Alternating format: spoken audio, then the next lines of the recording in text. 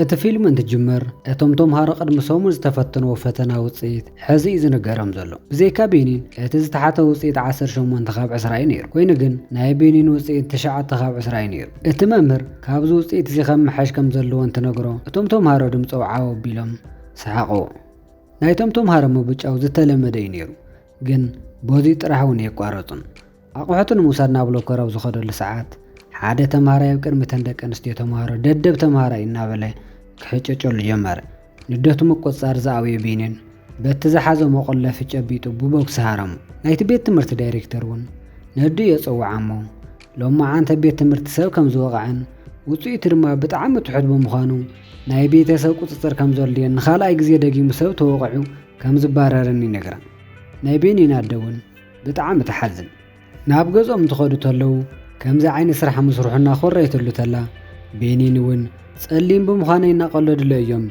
منم كم هاري خالكم تتقرفوني زحشن بلا عليتاونت كندي زاكل ودا خمز غودو سلستردت مقطع قديفات انكير نخم هارن اذا نغر زي خمز حلف النغرت بينين كرتي زبال حاون دهلو ادي اتمون بزي بويا عياتم حدا مشت بينين ادي اختار دو حاتتا اديون حزا عينا يحما خمزلن كتنبو كم زي تخلن نغرتو بينين الشب موبايل بعل خنبب تمكر انا اشتي صحفاف من باب انت اوي عدي رايته بزرزم حلالفني عين حمامون نيروي عديون كم قليلا منصر غزاتل بتمرت ودي اوزنبر بينينون بحاده شاولو طمصي حاده معلت سنبت نغو نابي تخرستيان يخيدمو اتسوا خبزعوا حاده ددب زتباله عرس لويط دكتور زخون تمهاراي تاريخ مزراوي جمر بينين بت تاريخ بطعم تسحاب بحد صلاة زبارر بعلوبت ناي بعل تاريخ بوتا بمقمات عرس خم دكتور غيرم محساب جمر ناغوزم ساعتوون نادي دكتور كخون كم زدل نغر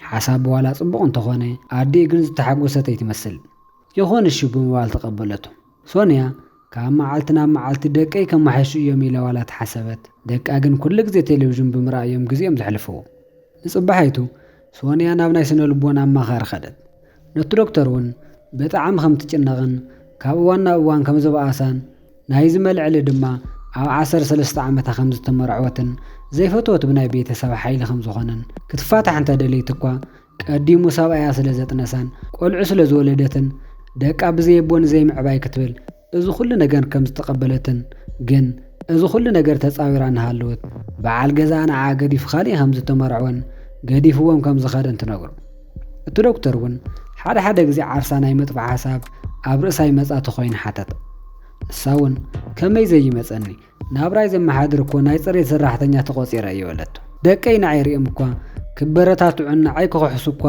اي حسون غنا بطعم حصاون تيم بزعبا بمون منم ነገር كوم ነገር ስለዘيله كل غزي امزحتوني እና كمي معرسي خطف زي مكر بلتو دكتورون مدحانيت كم زلان اسبقس تچنقت كم طفني نغرا مشت ناب غزا مساتوت دما دقا برتي عملخم مهارو اصبيغا مخرطم نصبحيت سونيا اب سراحنا هالوت اب بورصا زغونه ورقه ترك اتورقت وانت رايتو عدواي برتي اخم زمهار قالي اتولكي كساولو من زنبره بطعم يقرتا بطعم يزفتوكي ود خبينين يزبر رخبت بني حدث من افلالاي بينين بطعم عبي ممحياش دماراي كاب 25 تفتنوا وفتنا 24 يمصمو اتفتنا حيزونا غوي ادي رايا كاب كفلو زلا على خمزه مص دحر حيز كل قال زات ولا كم زغبرن كم زمحياش دما نغر كسابلومي اب حدن زنبره تدي سونيا بطعم دس بلا صبحيتون اديو نابناي صريت سرحات خيدمو هاندبت نايت درجت حلافي حدش ندا مصحفت خمس خفتن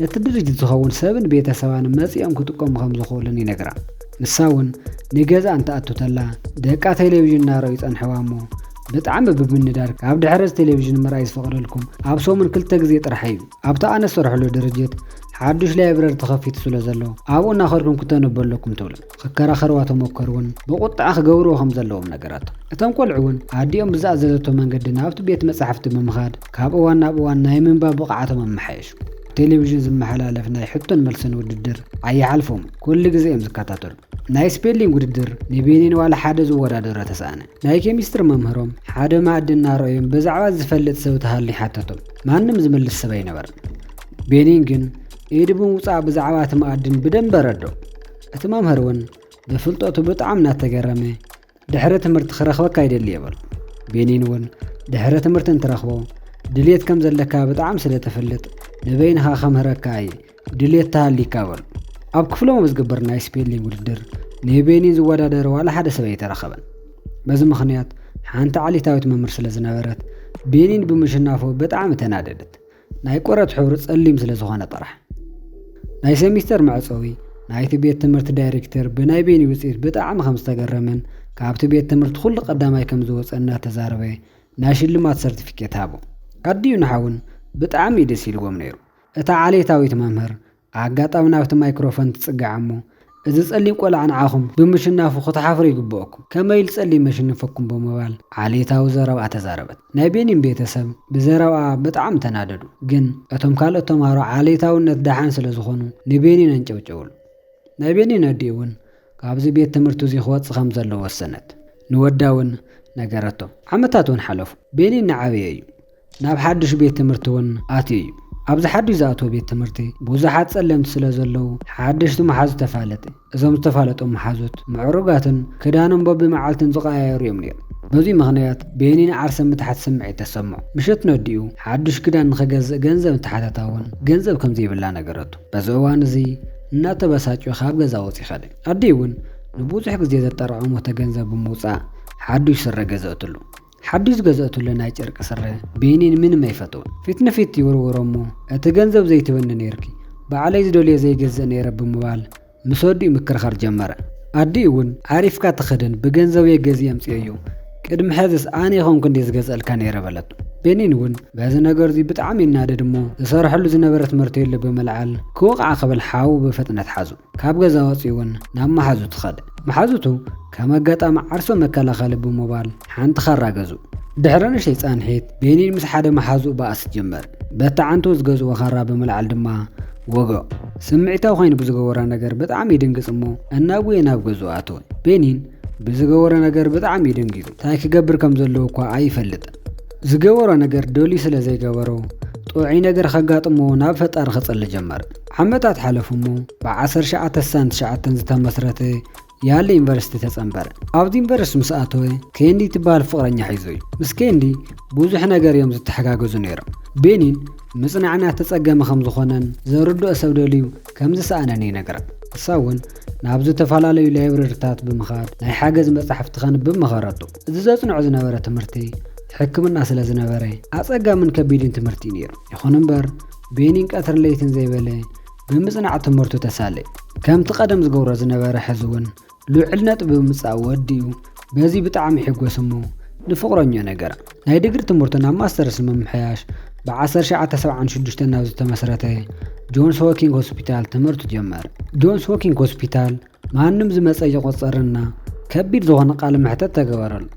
ቤኒን ዝተሓተቶም ከበድቲ ሕቶታት ጽቡቕ ገይሩ ስለ ዝመለሶም ናይቲ ሆስፒታል ዓበይቲ መራሕቲ ኣድነቕዎ። ከኣቶ ከም ዝኽእል እውን ነገርዎ። ኣብዚ ሆስፒታል እዚ ምምሃር ከም ካሊእ ቀሊል ኣይኮነን። ብጣዕሚ ብልዑል ነጥቢ ዝተመረቑ ተምሃሮ ስለ ዘለዉ ምስኦም ይወድድሩ። ብኣጋጣሚ ሓደ መዓልቲ ሓንቲ ተሓካሚት ብጣዕሚ ሓያል ሕማም ሓሚማ ናብቲ ሆስፒታል መፀት። እቶም ዶክተር እውን ኣብቲ ቦታ ይነበሩ የምህሩ ስለ ዝወዓሉ ኣጋጣሚ ንገዝኦም እዮም ከይዶም ነይሩ። ኣብቲ ግዜ ዋላ ሓደ ዶክተር የለን። ቤኒን በዚ ሰዓት እዚ ናይ ሕክምና በዓል ሞያ ዘይኮነስ ተምሃራ እዩ። ኮይኑ ግን እዛ ህፃን ቆልዓ እናረኣኽዋ ካብቲ መውት ብምባል ብዘይ ናይ ሕክምና ፍቓድ ኦፕሬሽን ክገብር ወሰን። እዚ ነገር ዓብዪ ሪስክ ኣለዎ። እታ ቆልዓ ሓደ ነገር እንተኾይና ተሓታት እዩ። ኮይኑ ግን እቲ ኦፕሬሽን ብተሳኻዕ ኩነታት እዩ ተዛዚሙ።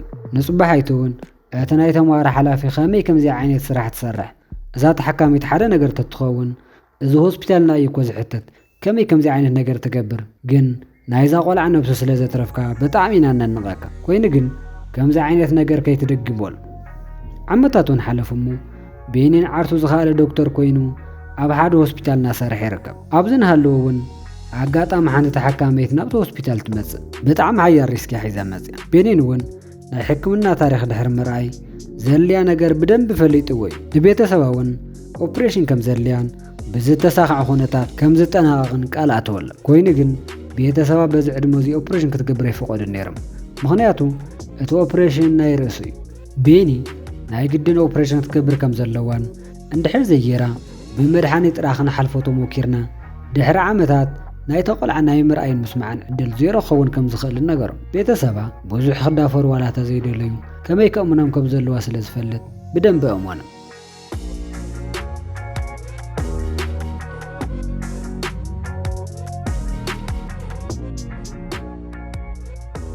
ቤኒ ለይቲ ሙሉእ ብዛዕባ እቲ ሕማም እናንበበ ሓደረ ንጉሆ እውን ኣምላኽ ንክሕግዞ ጸሎት ገበረ ኦፕሬሽን እውን 12 ረብዕን ጀመረ እቲ ኦፕሬሽን ነዊሕ ግዜ ድሕሪ ምውሳድ ተወድእ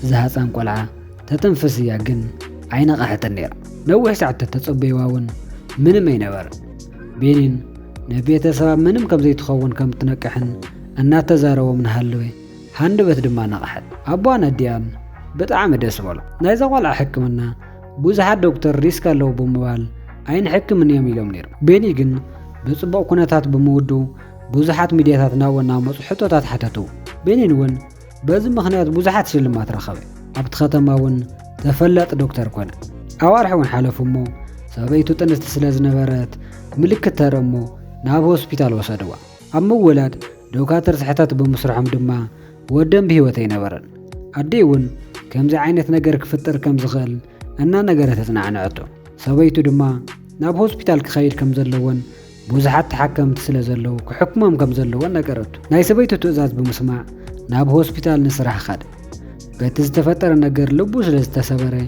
ኣዲ ኩሉ ግዜ ናብ ገዝኡ እናኸደት እያ ተጽናዕንዑ ከምዚ ዓይነት ከም ዘጋጥምን ቀጻሊ ክወልዶ ከም ዝኽእሉ እናነገረ ተጽናዕነዐቶ ካብ ዕለታት ሓደ መዓልቲ ቤኒን ካብ ጀርመን ዝተላኸ ደብዳቤ ኣብ ኢድ ይበጽሖ ብዛዕባኡ ኣብ ዝተፈላለዩ ሚድያ ከም ዝሰምዑን ብኣጋጣሚ ነብሶም ተጣቢቑ ዝተወለዱ 2 ህፃውንቲ ስለ ዘለዉ እዚ ኦፕሬሽን እዚ ንኽሰርሑ ድማ ሓተትዎ እዚ ሕቶ እዚ ምቕባል ኣፍርሒዎ ኣሎ ምኽንያቱ እቲ ሕቶ ካብ ጀርመን ይመጽ እዩ ኣብ ጀርመን ከዓ ብጣዕሚ ብዙሓት ዶክተር እዮም ዘለዉ ስለዚ ንሳቶም ንቕባል ዝፈርሕዎ ሪስኪ ኣነ ከመይ ገይረ ይቐበሎ ኢሉ ንእሽተይ ምስ ሓሰበ ንሓደ ሰሙን ዝኸውን ብዛዕባ ኦፕሬሽን ዘውግዕ መጽሓፍቲ እናጋለበጠ አንበበ ኦፕሬሽን ዝገብሮ መዓልቲ እውን በጽሐ እሞ ናይቶም ህፃውንቲ ቤተሰብ ካብ ጀርመን ናብ ፈረንሳይ መፁ ቤኒን ኣብቲ ከተማ ኣለዉ ዝተባሃሉ ዶክተር እውን ይፀውዕ እሞ ኦፕሬሽን ንምግባር ምድለዋትም ወዱ ኣብዚ ኦፕሬሽን እዚ ሓደ ስሕተት ምስራሕ 2 ህይወት ስለ ዘጥፍእ ብጣዕሚ ጥንቃቐ የድሊ እዞም ህፃውንቲ ተፈላለዩ እውን ብህይወቶምን ብምሉእ ጥዕንኦምን ክኸውን ኣሎ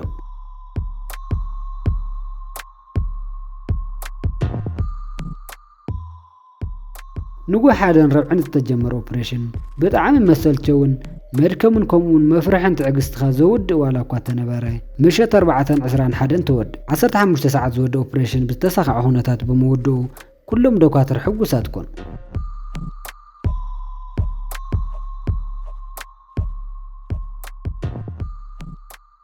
ብቆልዑ ብጣዕሚ ዝፀርፍዎን ዘናእስዎን ዝነበሩ ቆልዑ ሕዚ ዓብይ ሰብ ብምዃን ናይ ብዙሓት ሰባት መሐጎስን ነዞም ቤተሰቡን ዝነግሮም ዘሎ ዘሐጉስ ዜና እናረአየና ፊልምና ወዲና የለና ክቡራት ናይ ማዕጾና ቲቪ ተኸታተልቲ ነዚ ቪድዮ ከም ዝፈተኹም ተስፋ እናገበርኩ ነዚ ቻናል ሓድሽ ተዳኸንኩም ሳብስክራይብ ብምግባር ነዚ ቪድዮ ድማ ላይክ ብምግባር ቤተሰብ ይኹን